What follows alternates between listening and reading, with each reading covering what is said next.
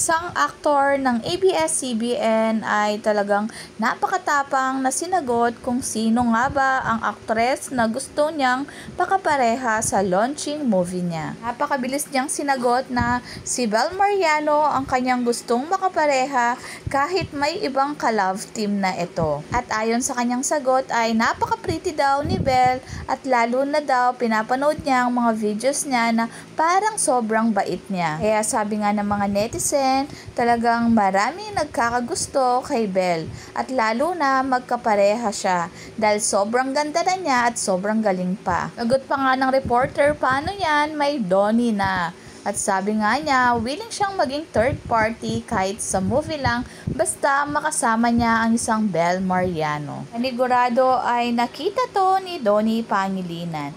Ano kaya ang masisay niya na maraming magkagusto na makatrabaho ang kanyang team? Nakakayak lang ang maging successful si Bel Mariano dahil ang kanyang last mall show ay nag-crowd of 10K people.